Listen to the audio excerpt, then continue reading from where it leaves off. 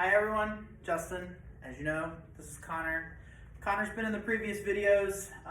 So I had a previous video for secondary head-to-toe assessments, but that got lost somewhere in the translation of other classes, and so we're going to put this on again for you. So your head-to-toe medical secondary assessment, so we're talking about the medical assessment sheet. We'll talk about the trauma one later, so we're talking about the medical assessment sheet. When you get into the secondary exam, you're going to do sample, OB-QRST, vitals, and your treatments, and you're also going to do a head-to-toe assessment of the patient that catches anything you haven't caught already, and it makes sure that we're thoroughly assessing the patient's other involved systems. If you look on the National Registry assessment sheet, you'll see that there are 5 points allotted to the head-to-toe medical assessment.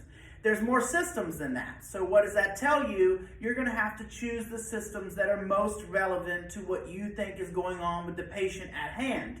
Example, if this is a respiratory patient, then I would expect you to hone in on the systems that would be involved in a respiratory complaint.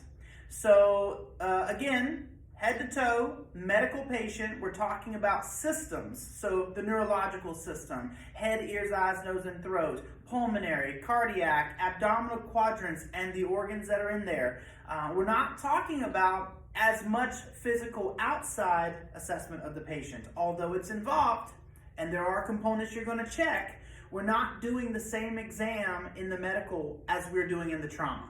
So I'm going to give you an example of the components I want you to know how to assess. Now, whether you use them or not on your patient is dictated by you and what your patient's complaining of and what you have found the patient's symptomologies to be, their presentation. Do you have to do all of this? No. Are there parts of it that you need to make sure you are including on every patient? Yes. At a minimum, on every patient, you need a neurological assessment. You need a lung sounds assessment, listening to lung sounds, which we'll talk about in a minute. You need a pulse, motor, and sensory function, checking the patient's bilateral upper and lower pulse, motor, and sensory functions. Those are at a minimum what I would expect of you, and of course to take a look at the patient without their clothes on. You are reminded that every patient who's emergent shouldn't have their clothes on, okay? If they're emergent and they're trying to die, we should be assessing them from head to toe with every visible thing we can find. You can't do that if people are wearing their clothes. So say that you will expose your patient and perform your assessment. If you don't expose them, you don't find things that you would have otherwise found, okay? So let's begin that assessment. I'm gonna put my mask on because I don't wanna be in Connor's face with my hot breath. Way more about that than COVID. So again, we're going to do the head to toe assessment. You're going to do what I do, okay? So starting with the head systems, we're starting with the neurological system. How do we assess the neurological system? Well, Connor, where are you at right now? The airport. What's your name? Connor. What day is this? That's a tough one. Thursday. Okay, good. So then Connor is alert, he's conscious, he's oriented to person, place, time, and event. So neurologically speaking, he's doing okay. I might go a little further and do a left to right motor function test. So Connor, give me a big squeeze with both your hands. And can you move your legs and your toes? Everything looks equal. He's doing all that from left to right the same. Okay, very good. So neurologically speaking, he is good to go. So now I'm going to start with head, ears, eyes, nose, and throat. I'm going to start with the head. I just want to feel that it is intact and it feels normal to me, and it does.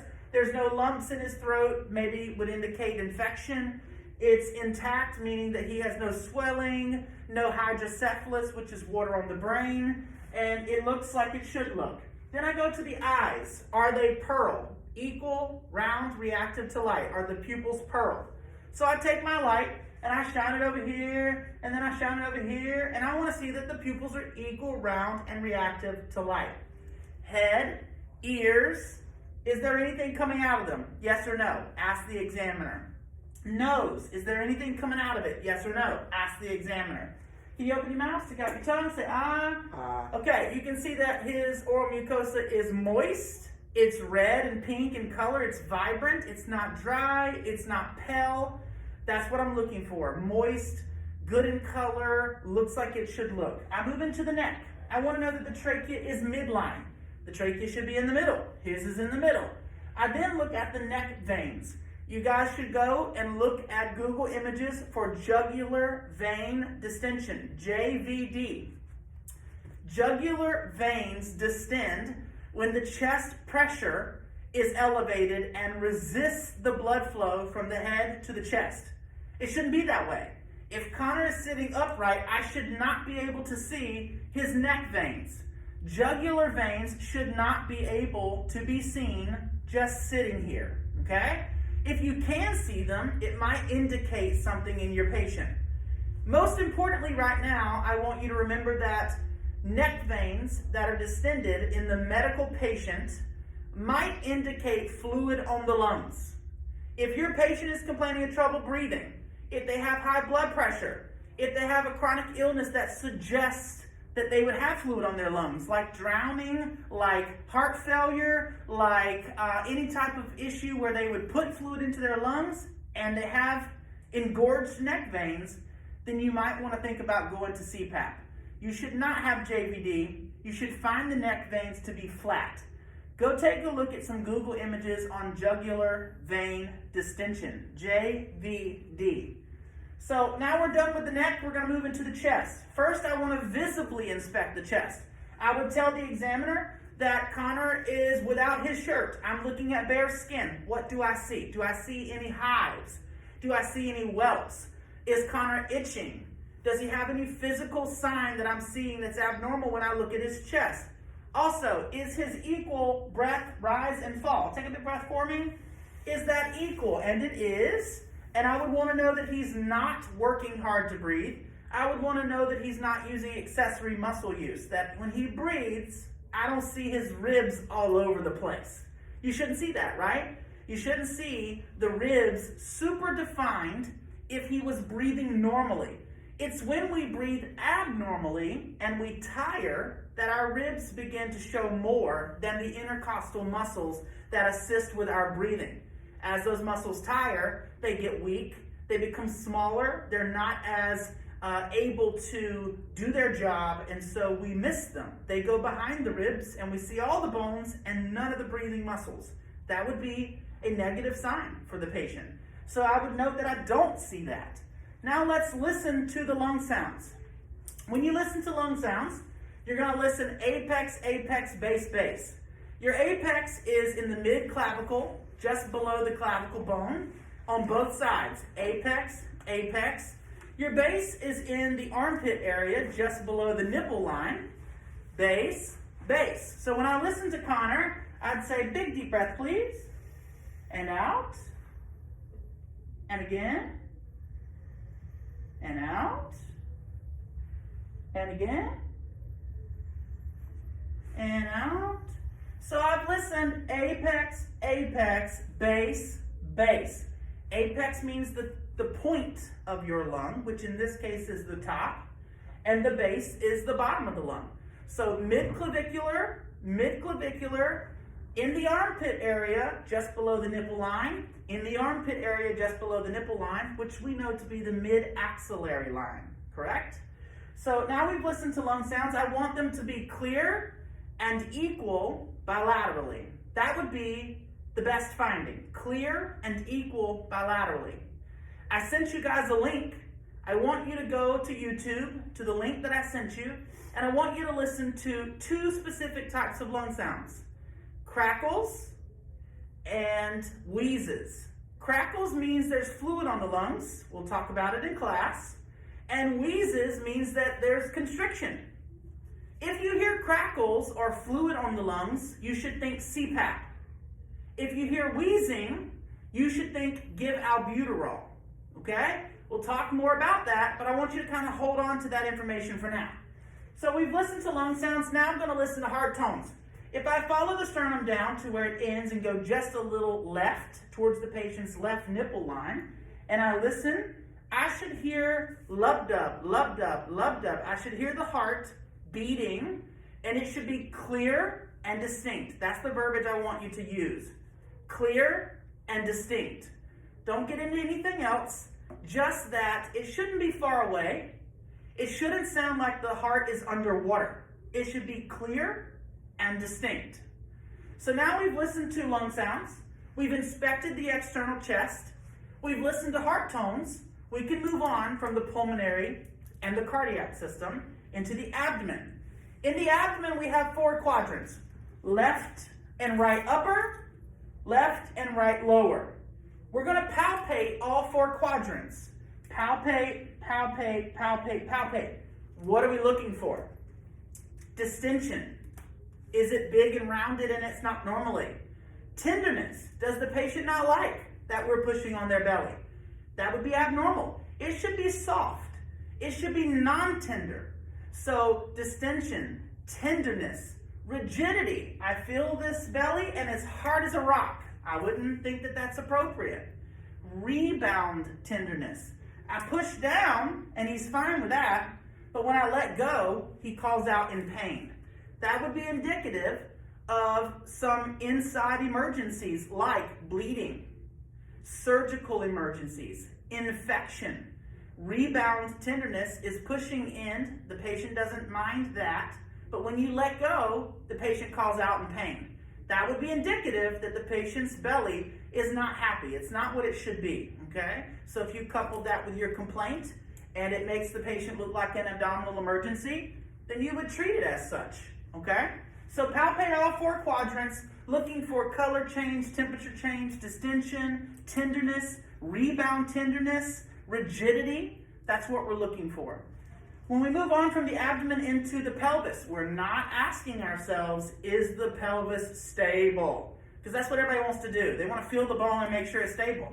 Well, if he's not a trauma patient, it's stable. So that's not the assessment we're doing here.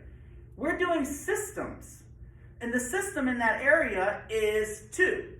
GI-GU, so urinary and gastric, his bowel movements and urinary habits, and reproductive if it applies. Say you had a female patient and this applies to the female patient and you need to know the menstrual cycle. Then maybe that would be a question you would ask. In most patients, at a minimum, you want to know if the urinary habits and the defecation habits are frequent as normal. There's no changes in color. There's no changes in painfulness. It doesn't hurt to pee. It doesn't hurt to have a bowel movement. The big things on your radar are, is the patient peeing frequently? If they are, then they're hydrated and their volume status is good. Is the patient having any smells, any pain, any color change, any bleeding in their urine? Those are questions you would ask if they apply. On the defecation side of the fence, what I really want you to pay more attention to as far as acute emergencies is diarrhea. Diarrhea is still a leading cause of death in the United States and more even so around the world. Why? Because you can deplete your volume if you have uncontrolled vomiting and diarrhea. So it's really important to ask your patient about diarrhea and about vomiting, because commonly they will dismiss these things as normal, because as we go through life, that's not abnormal. However, 3-4 days of sustained vomiting and diarrhea without the appropriate replacement and without the appropriate treatment might indicate the patient is volume depleted, which can be an emergency, okay? So when we get to the pelvis, we're not talking about bones, we're talking about the systems there. GI, GU, gastric urinary, gastric enterology. Are you peeing right? Are you pooping right? Is that all what you think it should be? Is there anything that applies to my assessment from those systems? When we move away from the pelvis, we move into the extremities. I'm looking for pulse, motor, and sensory function times 4. Times 4 means you got 2 arms, you got 2 legs. I want pulse, motor, and sensory function in the upper extremities and the lower extremities. So I'm going to check it. Let's check those radials, okay? And he's got them, which is good because he's living. Can you move your fingers? And do you feel what I'm doing? Yes. So he has pulse, motor, and sensory function times 2 now. Let's go to 4. We're going to go to the feet. On the top of the foot is the dorsalis pedis pulse, on the top of the foot. You're going to feel that pulse. Got it? Yes or no? Move your toes. Do you feel what I'm doing? Yes. So now he's PMS times 4. Pulse, motor, and sensory function times 4. So now we've gone head to toe on the front. The last thing we're going to include, if it applies, is the back and spine assessment. So I'll have you stand up, Connor, for me real quick and turn around for me, face the camera. With the back, I just want to know some pretty simple stuff. Any neck or back pain? No. So there's no neck or back pain. Any feeling of tingling or numbness or weirdness in the extremities? Maybe a little bit in my leg. Maybe a little in your leg. Okay, so then we would add that to our assessment. And after we ask if there's any neck or back pain, or if there's any paresthesia, which is the big $9 word for are you having tingling and numbness in your extremities, if that's true, then we'll note it. Then we're going to palpate the spine. Starting at the cervical spine, we're going to work our way down. We're going to palpate all the way down to the end of the lumbar spine. That's what we really care about in our environment. You can have a seat, Connor. And we're palpating for tenderness, crepitus, which means you're palpating it, but it feels like the bone is broken. Underneath your fingers, you feel it, and it gives way to you, and it feels like it's broken, bad. Or step-offs. Spine, spine, spine, whoop, it goes in, and it shouldn't have. You expected to feel a spine process there, a spinous process, and you didn't feel it. It kind of stepped off. Those would be bad or negative findings. Neck and back pain, bad. Central spinous tenderness, bad. Paresthesia, feeling numbness and weakness in my extremities. Maybe I can't move my extremities and I usually can. And so that would be an acute finding. That would be bad. I'm going to palpate for crepitus, step-offs, and tenderness. That's how you assess the back. So we've done a pretty thorough head-to-toe assessment for the ENT level, reminding you to make sure you look at the skin on every patient. Not just their arms and the skin that you detect in the primary, but get this shirt off of them, sorry Connor, get this shirt off of them and check their actual core. Look at their skin. Make sure you're looking at systems in the medical assessment, not just the outside of the patient. This is not a DCAP BTLS. System by system, head to toe, that's the secondary exam. If you've got questions from this, I hope it generated some, and if it did, hit me up. That's what we want to answer. We want to get your brain moving and thinking, and I hope that you now see something that sparks you to ask a little bit more. So thank you, Connor, for always being the go-to dummy for these videos. We appreciate Connor, and if you guys have questions, let me know. Thank you very much.